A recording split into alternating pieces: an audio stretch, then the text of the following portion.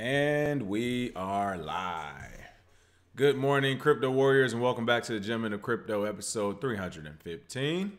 Today is Thursday, December 3rd, and I'm King. And I'm Bitcoin Zay, and we're here to bridge the gap between cryptocurrency and the community Monday through Friday at 10ish. At 10ish. Oh, yeah. This is a 10ish day as always. Oh, yeah. We don't let you down with that, huh? What's going on, Antonio from the UK? Oh, yeah. What's going on, Crypto Ty? Good morning, good morning. Let everybody start to load in. Oh, yeah. And you know what? I didn't even check for the Cryptocoin yesterday. Do we have anybody? We actually don't. Okay. No winners from yesterday, but you will have a chance to win some Cryptocoin today. So there we go. What's going on, Shannon, Paul Solomon? Hello, everybody coming in here. Oh, yeah.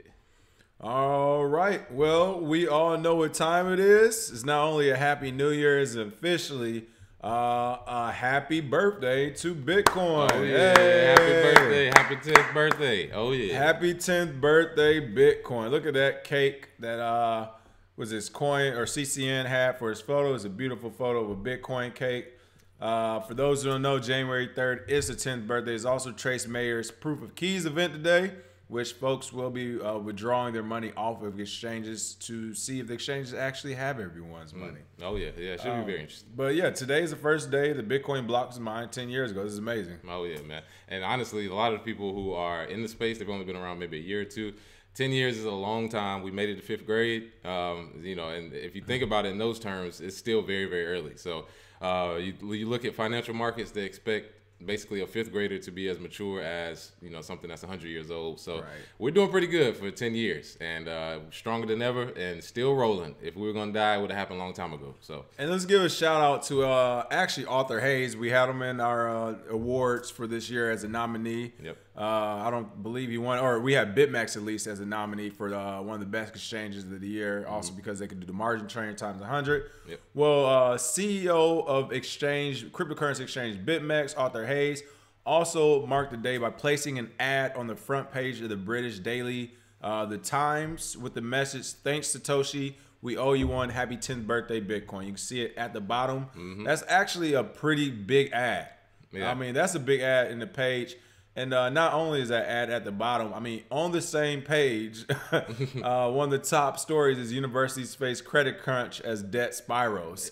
Hey. Apple slump deepens fear of global slowdown. I mean, literally, everyone talks about how volatile the crypto market is, but we've been telling you all year, look at the traditional market. The cracks are starting to show. It's about to break, like literally break. And this kind of shows it. Yeah, that Apple report is not looking good. The Apple report is looking really bad. I can guarantee you if Apple is having trouble, everybody is. Right. And, you know, the tank in their stocks or the tank in the price right now, it's only beginning. So, yeah, that is hilarious because 2009 had something similar. Of course, they was talking about banks on the brink of a bailout. And then now you have credit card debt plus stock market stuff with Bitcoin just sitting there chilling with his advertisement. So, and this kind of goes back to when the creator Satoshi Nakamoto, Bitcoin's creator, embedded a headline the day the Genesis block was mined that had graced the paper saying that the chancellor on brink of second bailout for banks. So there was another Bitcoin ad when it first came out by the creator of it. And it just so happened on that same day we were going through financial woes, as we always are. So it was pretty cool to see that, of course. And for those who are still questioning, why do we need Bitcoin? Why do we need crypto? We have the banks. Sergeant Crypto sent us this cool little financial services summary of a violation tracker to us yesterday. And this basically shows all the companies, all the banks who get these type of financial violations and how much they've paid. So right here, you can see the top 10 parent companies. Bank of America at number 1, paying literally over $58 billion. Billion would it be? $58 billion in fines with 115 records. I mean, I almost, that's why I paused. I was like, is that a billion? That is a billion. JP Morgan Chase, 29.684 billion. Citigroup, 17+ billion. Wells Fargo, almost 15 billion. Deutsche Bank, almost 12.5 billion. You can see here, Goldman Sachs, 9 billion. So, and that's only because they consider themselves a capital management company, not necessarily a bank. But this is different. Then again, you go down to individual penalty records, but this is why we have it. I mean, look at this: Bank of America Corporation, Bank of America mortgage abuses. 2014, they were mortgage abuses in 2014 after the housing crisis, people. That means they really don't care. Yeah, not at all. And they got a fine for $16 billion for that one. Man. I wonder how much they made off it. And that's the biggest thing is they make a bunch of money and then they pay this baby fine and then they keep on rolling. Right. And honestly, it won't stop until somebody goes to jail. But since that's not going to happen, you need another solution, which, like you said, that's why Bitcoin is here. But it is funny that a lot of the leaders of these banks talk about Bitcoin or talk about crypto in a negative light. And a lot of the fines that they paid are more than market caps, entire market Right. caps of some of the You cryptos have more we than talk the about. crypto itself. Yeah, like Bitcoin's market cap is 66 billion, which is just a touch over what Bank of America has paid in fines. So you can imagine how much money they're making off of fake accounts, loan sharking type stuff. And don't even get into the history of banks giving loans to people for housing and different businesses. So definitely need another option, at the very least, at least a second option. So, and the crazy part is these aren't, some are coming from 2012, but like this one from Wells Fargo, toxic securities abuses. It's the same thing they're saying. Hey, if you know anybody doing pump and dumps, let us know. We'll pay you so we can lock them up. Well, it looks like you just need to go to Wells Fargo for their toxic security abuses, which was reported last year. They got fined literally 2018. I mean, we're talking weeks ago. Yeah. Days ago, for $2 billion. So this just happened. Look at this. HSBC, anti-money laundering deficiencies. Man. False Claims Act. I mean, you just look through this list. Foreign exchange market manipulation. I mean, this is literally has every big bank on here. And these are supposed to be criminal acts. Everyone in the cryptocurrency space is going to prison for this. Yeah. And literally they're paying a fraction of a picogram of a fine. But yeah. With that being said, that is why cryptocurrency is here. That is the importance about it. And definitely last thing we want to highlight is another article from Cointelegraph. Kind of piggybacks on Bitcoin's birthday. It says from Dorian Nakamoto to Elon Musk, the incomplete list of people speculated to be Satoshi Nakamoto, the creator of Bitcoin. Man. Who were some of these people they thought or they still think created Bitcoin? Oh, yeah. Well, a lot of these names you may not recognize because people would just bring it up in forums. It wasn't really like a big thing. But some of the more popular ones you probably recognize. Good old Craig Wright is one, of course. Craig Wright is definitely not Satoshi. It's been proven a few times. But he did try and come out and say he was and built an entire cryptocurrency around it, which is failing at the moment. If I had to guess who Satoshi was, I would say it's Hal Finney. See, that's why I just scrolled up to it before you said it. I'm thinking Hal. Hal Finney to me is as close as you.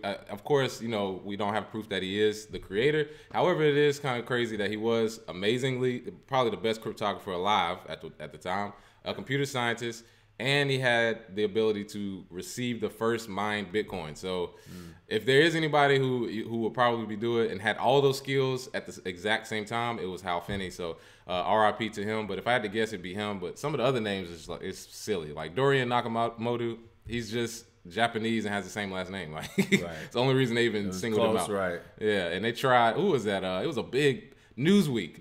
Newsweek had a whole article about this. Like, did we find Satoshi? No. Nick Szabo got in on that a little bit. People were throwing his name in it. Yeah, because Nick Szabo, he created or came up with the idea for smart contracts like 20 years ago.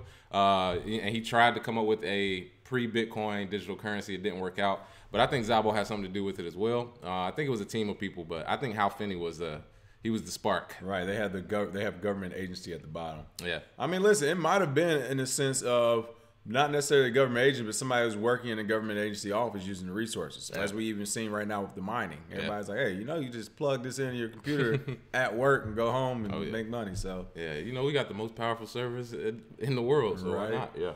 Let's see what's going on. Paul Solomon, I think we said hey. Kevin Gorman, Happy New Year. KH. Who else we have? Dylan, what's going on? D. Sharon, Todd Capital LLC. Way to promote, my man.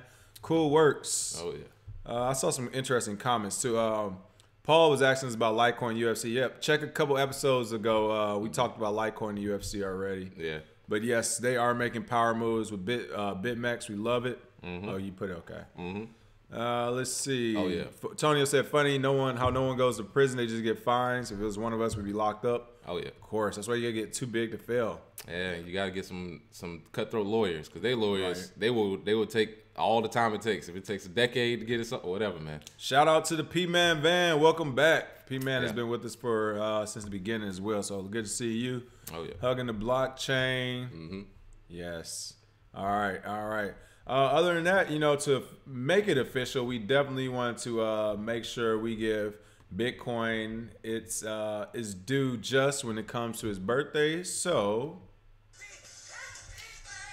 there it is. Can't go wrong with it. Tell him, Stevie. Tell him. Banks didn't see this one coming. All right. Happy birthday, Happy Bitcoin. birthday, Bitcoin. Nobody saying happy birthday to fiat currency. 10 years strong. 10 years, baby. A whole decade. All right, now back to reality. New York Assembly announces creation of first U.S. cryptocurrency task force. What the? Right on his birthday. Right on his birthday. Y'all think y'all gonna celebrate today? Man. An assemblyman of the New York State Legislature announced in a Facebook post. In a Facebook post, he announced this on January 3rd that the state will have the nation's first cryptocurrency task force. First of all, so many things wrong with this. To begin, you're mad at the Russians for allegedly messing with our elections, yet you're going back to the same platform that they perhaps messed with them and doing an official government post from it. So again, makes no sense, but whatever. These are the people we've elected. And secondly, who asked for this? Yeah. Again, for those who are in the middle of the fence or who don't even like Bitcoin and crypto, you should be the most offended.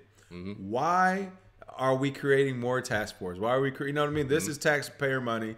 No one asked for it. They're claiming this task force is going to be used to basically look at everything they've done with legislation and regulation so far in the crypto space and to study it. But I mean, the reality is you've already made your decisions. Nothing to study. We got to wait to see. Yeah, exactly. We don't need to pay you to wait and see what's going to happen. We can tell because we're in the space. So that was pretty interesting to me. Shout out to Maurice Parks for the tip. Thank you. Oh, yeah. And you know what's funny about these New York laws? Look at who signed the bill. Governor Andrew Cuomo, who is in the middle of trying to distance himself from a scandal that got his closest aide 6 years in prison. Ooh. So you have people... But he didn't know about that. But he didn't know about that, of Right. course. He didn't have anything to do with that. So you got to understand, who are these people that are trying to tell you what to do? They're worse people than you. They're criminals. They're criminals. Or they're around people who have criminal activity. Literally in the legal books, they've done criminal stuff, and then they're trying to tell you, look, we're trying to protect you with this KYC. And, New York is taking the charge on that. So not surprising, but very disheartening. And you know what? Great point you just made. Torrance J playlist. Worry about the shutdown. Yeah. That's the crazy thing. I'm sure some of the people saw the IRS thing again. It's funny. Last year around this time, we were getting flooded with questions about taxes for Bitcoin because if you remember the previous year, 2017, had all-time high. It's interesting. We haven't had that question at all this year. What's wrong, people? All those people wanting to pay taxes. I mean, you still technically have to. But the IRS is still collecting taxes.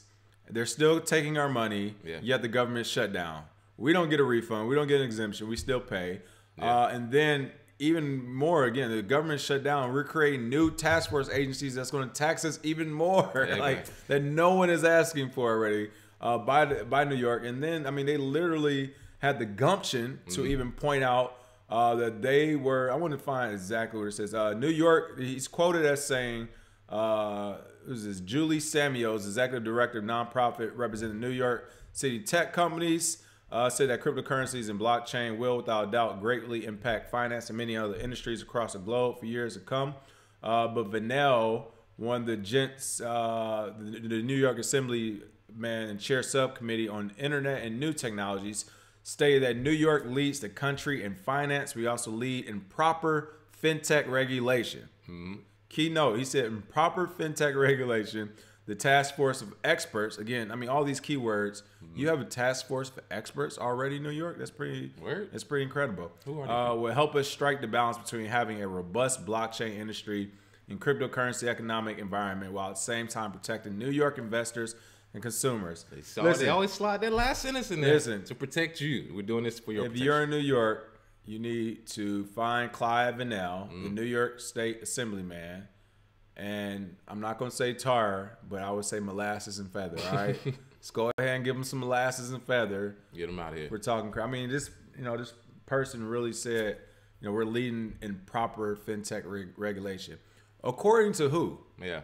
What is proper fintech regulation? One state that literally the biggest banks on the planet live at says this is what proper fintech regulation is to the rest of the world. Yeah.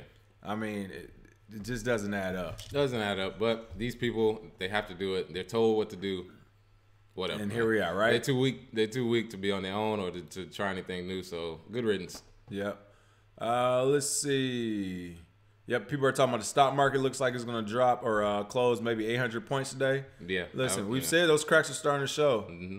Long time ago. Edwin IT said, "What do we recommend banking with other than Wells Fargo?" If you have a choice, do a credit union, local credit union or a local bank. Because if you look at Bitcoin trying to be against the big banks or against banks in general, start with the big banks. At least move away from the big banks if possible. If you have a credit union you can use, definitely try and use that. But none of them are really good. I mean, you saw the list. They all have their problems. It's just like, what's the lesser evil? I would say whatever bank you've been with the longest too, you might as well keep using, because at least then you have some type of negotiating power with them, saying like, hey, I'm a long-term customer, I'll leave. And they know people aren't signing up for banks left and right these days, so hopefully that can add some pressure. Yeah. Captain James said wifey was told that if she uses her paycheck card to buy crypto again, they will cancel her card. What? Yeah, how can you tell me what I can and can't buy in my hard-earned money? Yeah. That's how it goes, man. We've heard those stories Like before. I said, years ago, when I first started buying, Bank of America had literally froze on my accounts a couple of times, and they still do it every now and then. They had me had to come in and take this sit down. I was like basically like an interrogation. It wasn't even an interview; it was an interrogation. Yeah, and I'm that's crazy, man. And I'm asking questions back, like, who do y'all think? Like, I'm not the dummy off the street who's just gonna just be answering questions blindly, but the fact that they would even do that. Yeah, and Captain James, something you could do to get around it. You could figure out a way for payroll to pay her in Bitcoin through Bitwage, which I'll put that here too.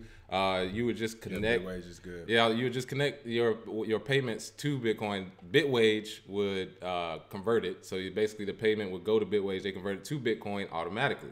So then she wouldn't be buying it. They would just be sending her paycheck, and then Bitwage would change it to Bitcoin automatically. So look into that. Bitwage, definitely a way to kind of circumvent that. I was a user a long time ago when it first got started. Haven't done as much lately, but definitely works. Yep. Michael, I might pronounce this wrong. Excuse me. Mu Nguzi says best to have multiple banks so you decentralize your fiat. Yeah. That's right. And KH, thank you as well. Make sure you all get your own legal advice, because this is not professional advice at all. At all. This is how we move, and it works for us. So. Oh, yeah. And shout out to my guy Houston on Facebook, tuning in. Appreciate you saying this is the most relevant crypto show online. Salute. Appreciate you, my man. For sure. Definitely trying to keep it going. All right. Other than that, let's get to the next story. BitTorrent launches native Tron-based token. Didn't see that coming. Oh, yeah. Peer-to-peer torrent client BitTorrent has launched a native token, BitTorrent, based on the Tron protocol, according to a press release shared Cointelegraph today. For those who know, we covered this story actually before. When Tron first bought BitTorrent, we suspected that probably the Tron token would be listed for BitTorrent or used for BitTorrent, but it looks like they're creating an entirely new one, BTT, which is probably smart because they're just trying to add another layer to bring in more money. I mean, because they literally could just use their Tron token. But this is part of the game plan. I think everybody in the community saw this. When BitTorrent was bought up by Tron, everyone saw this coming. Yeah. Everybody was like, there will be a token accompanying this project. It just won't be the project by itself. Yeah, and we'll just see how long it took. And, it took a little while, but honestly, Justin Sun, who runs Tron, he's very good at marketing. Tron really doesn't have a use case, but he has created a use case by including BitTorrent and trying to do peer-to-peer sharing of files. And if you have a way to not collect data and you can pay with crypto, it will be used by certain people. However, he does have a lot of stiff competition, like Kim.com has something similar coming out. And I believe on the Tor network, there are a few underground ways that you can do it as well. So, honestly, the competition they have, good luck to them. And with this token, not surprised at all, but it's not really a big mover for me as far as Tron. Like I said, it's one of those things a lot of people saw coming, because you're not going to buy BitTorrent as a cryptocurrency company and not throw any crypto related product on there. You know, it's not have. It's kind of the same thing where I'm sure a lot of people see coming, hasn't happened yet, but let's not forget Microsoft bought GitHub a year or so ago, right? Same thing with GitHub. I mean, they are lulling us to sleep for everybody. You know, everyone still is on there. Everybody still uses it. I guarantee it's going to be one day a year from now, or whenever from now, Microsoft stock is sliding. It's just going to be like, create new account here, or, you know, add billing payment here. Oh, yeah. Or whatever. You know, it's going to be $5 a month to host your account. Because I mean that's what's happening to some of these companies. They're getting bought up, and it happens. Oh yeah. Yep. Everybody's saying we're buying the Apple dip. Yeah. Not right now. Right. All right. Nasdaq powered exchange to launch EU regulated tokenized stock trading. Wow. How many Nasdaq powered exchanges are out there? Yeah. What's going on with this one? So many different countries. Well, in Estonia, which is known for their license that you can get, they have a DX exchange coming. They just announced on Thursday. It would allow you to purchase crypto tokens that represent shares. The reason they're doing this is because they figured out what we've known all along is that when you do it in cryptocurrency, it's divisible. You can buy a fraction of a share. It's very fast because if you buy the shares, you should be able to receive it in a matter of minutes. And you have the ability to exchange those shares. Supposedly, you should have the ability to exchange those shares whenever you want. You don't have to wait for a certain period of time. You don't have to wait for TD Ameritrade to tell you when they're going to process it. But, you know, we'll see how this actually goes simply because we've heard this before. We've heard a NASDAQ exchange get approved. We've heard, you know, different trading places get approved. It's just another, you know, another thing to add, another way to onboard people. So we'll see if their peer-to-peer crypto trading takes off, or if it's just another idea that'll take time, you know, to pick up. Because as the market picks up, this will, I think. And speaking of peer-to-peer, you know, we were talking yesterday how, you know, at banks right now, if you were to deposit a check, it still takes 24 hours before that cash be made available to you. Yeah. You know, it's still on your bank account to cover costs, but you can't pull it out. And I didn't even realize that was still going on because, again, you know, we use banks sparingly now. So I didn't even realize I was still going on. I found that out at the bank the other day. I was like, it takes 24 hours for your money to be available at this point still. That means they don't have the money there. Yeah, exactly. Well, I mean, of course, they want to verify your check and all that from, you know, the point of origin. But, again, why are we using slips of paper? Yeah. Slips of paper in 24 hours to decide who has what money. Incredible. Very, very. For those who didn't see it, actually, Andres Antonopoulos did another speech on last month, it was a few weeks ago. It's basically what we talk about every day, but, you know, he's talking about bankers being the criminals that they are, and ways around it. But he even brings up things like this, like, hey, don't you realize how inefficient the banking process actually is to have these third-party intermediaries. Every time you switch hands with somebody, your money is getting taken out. You know, Bank of America sees a piece, then they got to send it over to Chase, who sends it over to Wells Fargo. And he was like, Bank of America gets it the second time. Next thing you know, how much money has been taken out of your check. So, oh, man. Yeah, and when you do it over millions and millions of customers, you make a lot of money. Trust me. Yeah. Come to California where these taxes are also 30-40%. Yeah. Added on top of those, and I'm telling you, people, that check starts to diminish very quickly. Yeah. Trying to get you, boy. Right? Trying to get you. Like, it's a couple checks. I looked twice. So, what's going on? HitBTC. We talked about them yesterday. They dismissed allegations that they froze accounts in response to Proof of Keys event. I mean, that's one thing to say you didn't do it, but you did. But you did, yeah. So you can reject allegations all you want, but I don't believe what they're saying about us, but it's true. Yeah, but that's I mean, even their statement is, you know, so I mean, these temporary safety related withdrawal freezings are a direct consequence of our international KYC and AML measures. What do we tell you that we're going to use? They just had to do it all of a sudden just to make sure, okay, I got it. These rules exist and apply to us and everybody 24 hours a day, 365 wow. days a year. Is he so you trash year round. Is he getting a little mouthy with this one? Yeah, I think he's mad at us because we can't get our money off of your exchange. Yeah, it's a little spicy. This is kind of like the passive aggressive per our last email. Type right, message. that is kind of semi spicy, but did you say that don't really want no smoke. Yeah. We gotta highlight that statement. Per our last email. Yeah. This is a per our last email because he's talking like he don't want customers anymore. Yeah, like, look, getting real spicy, man. This is what it is. We got KYC, AML. Listen, here's the thing. Not only are you being condescending to your own client base, and here's the thing. This is the wrong customer base to be condescending to. If people man. understand crypto and the trading dynamics and the intricacies that have to go along with that, then we definitely understand KYC and AML. All right, so no one's stupid in regards. You know, the fact that you even brought up KYC and AML, like it's a new is thing. patronizing in and of itself. But whatever, you wanted to bring that up. You say it, even if that's all the truth, which we know, you didn't have to do it all of a sudden. 2 days before a proof of keys event, a week after he announced it, or a few days after he announced it. No, you didn't suddenly say, "Oh, we need to do a KYC AML chat," because honestly, if these temporary safety related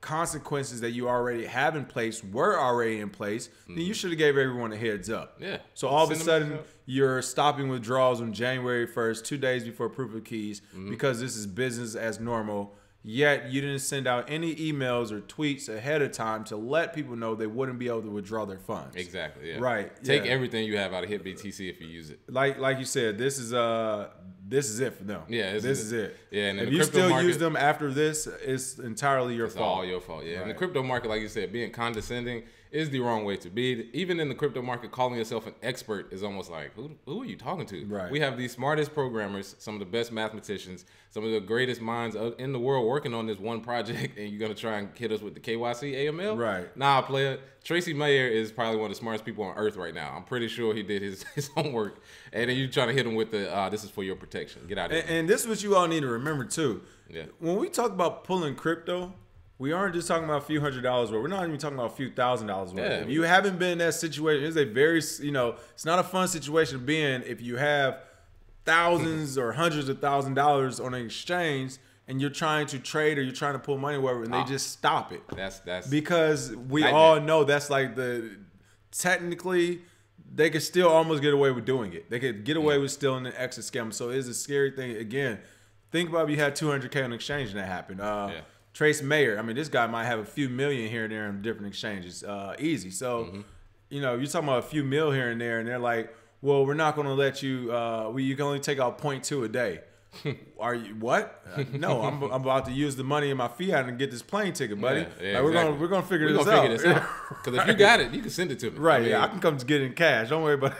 Yeah, and see, Captain James had racks frozen Bittrex. A lot of people, they logged in one day and they had the money available. Logged in the next day, and then a pop-up came and said, "Oh yeah, you have to do this KYC, send this here, or you can't move it." And it's like, listen, so what? You gonna rob me? You gonna rob me at gunpoint? That is one of our ongoing feuds with Bittrex. Same thing happened to us there. Yeah, they just literally, as you said, racks were frozen just out the blue. So KYC is lame. It's not fun, but it's a necessary evil. Simply because if you want any part of the industry to thrive and go forward, people are gonna have to bend the knee because they don't have the money to say F you right now. But once people start getting enough money to say F you, you're gonna start seeing a lot different news articles. I can tell you that right now. People are gonna be like, we basically just decided we don't ever want to do business with this bank ever again. We don't care about banks anymore, or we don't care about KYC. Bring it on, SEC. McAfee's already started. Elon Musk has already started saying, I'm not worried about SEC. All those cornballs over there. That's basically what it's starting now. But, 2019, 2020, I think the volume will all increase, in my opinion. Let's see. Shannon Allen said, we need the Bitcoin birthday Bitcoin halving prediction so we can go back to this show in the future. The prediction is it will go high enough so you will literally not have to listen to SEC anymore. Let me tell you the crazy thing about the SEC and all these different agencies, people who preach to you nonviolence and all that good stuff. Don't pay them and see what will happen. And see if it gets real nonviolent. See if that front door to your house gets that whatever they call it, the little bull thing that knocks it over. So it's just one of those things where it's hilarious, people. I mean, we're literally getting bullied by the people who are giving swirlies every day of the week. May 2020, 35K. Right. I mean, honestly, this could be a Black Swan event that takes it higher or, makes it lower. But if you're just looking at just regular gradual growth, May 2020, I say 35K. Shannon Allen said, what happens when these KYC servers get hacked and all that info leaks? It will happen. It's already happened with some of the big companies. Deloitte, Equifax. It's definitely going to happen. And, I think who knows, right? It's just going to highlight what we already know. Because everyone already knows this is a bad idea, yet every exchange is doing it. Yeah. But literally, down the line, every exchange, If you're a cryptocurrency exchange owner in 2019, you know KYC and AML is for one, it's a terrible idea because it's already a honeypot to attract hackers. Yeah. Forget the money. Yeah. Now we can just hack data too. Yeah. And technically, it's not as much of a federal crime. If we're not taking a bunch of random people's money. We're just taking social security numbers that you have to use if you want to have higher limits. And these days, higher limits are like $2,000. Yeah. I mean, if you got in early, if you got in early, you should be lucky because now they're trying to switch the limit level. Oh, yeah. And have you provide more documentation. I mean, literally a couple years ago, you can get a limit of like what.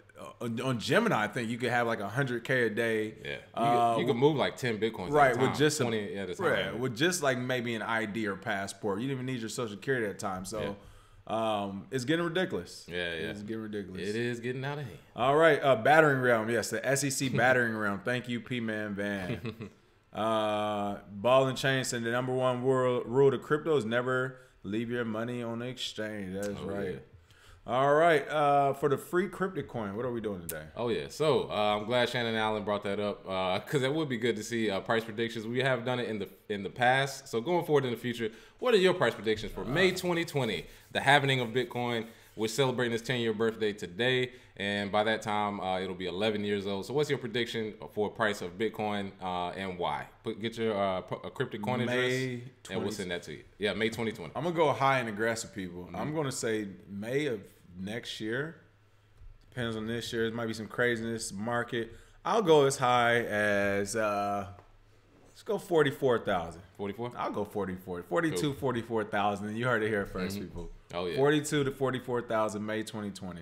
Yeah, where's Alex Daly when you need him? So you can predict 1K. Right. You know, Alex Daly coming in hot. Listen, I just think we're in some volatile times. I don't see us being this. If we're this calm a year and a half from now, then you can definitely guarantee President Trump's going to be here again for another 4 years. Hey, I know some people don't like him, but it is what it is. If anything, start studying his leadership techniques because he knows how to win, clearly. But if something does happen, if there is a crack in the system, which we're starting to see, if Apple stock doesn't do what it's supposed to do, then we know the rest of the stocks are definitely going down. Yeah. I think it will be enough time where we have that cold winter, and then going into 2020, the halving will happen. News will really cover that, and people will really freak out then because at that time, you know, the traditional market will be messed up. Halving will be happening. The news cycle will be like, oh, you didn't get your Bitcoin yet? Oh, yeah. we've been trying to tell you to get it, but they're going to say the wrong number. We've been trying to tell you to get it for 15 years now. Yeah, exactly. I'm going to tell you the process because in the traditional Forex markets, whenever things get shaky, people find solace in the Japanese yen. So what you could see is money moving from Apple. Right. People are, you know, out the stock, moving towards the Japanese yen.